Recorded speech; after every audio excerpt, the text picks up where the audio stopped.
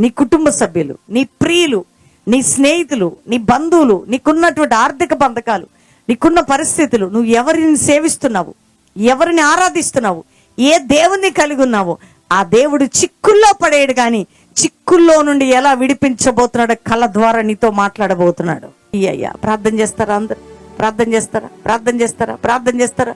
ఈ రోజు నుండి నేను అడుగుతున్నా, ప్రభా మాకు ప్రత్యక్షత, నీ దైవజనుడికి, నాకి, మా కుటుంబానికి, మా పరిచర్యకి, మా సంఘానికి ఆ ప్రత్యక్షత మేము ఇంకా పొందుకునే, ప్రత్యక్షత పొందేవారుగా మమ్మల్ని సిద్ధపరిచయ్యా, బలపరిచయ్యా, మమ్మల్ని వాడుకో ప్రభా, మమ్మల్ని ఆశీర్వదించయ్య, నూతన పరిచయ, ప్రత్యేక పరిచయ, పరిశుద్ధ పరిచయ, సిద్ధపరిచయ, అట్టివారిగా మమ్మల్ని చెయ్యి ప్రభా.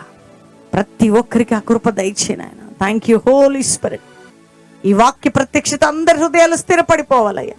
ఎవరు బలం పొంది నీ సాక్షిగా నిలబడాలి. కన్ఫ్యూజన్, టెన్షన్, ప్రెషర్ తొలగి నీ ప్రత్యక్షత పొందుకునే వారిగా మారిపోవాలా. అట్టి వారిగా మీరు సిద్ధపరచండి. అంతేకాక నాయన, ఎంతమంది లైవ్ షేర్ చేస్తే వింటున్నారు, వారిని కూడా ప్రత్యక్షత ఇచ్చి మీరు వాడుకోమని యేసు నామములో అడుగుచున్నాం తండ్రి. Amen, amen.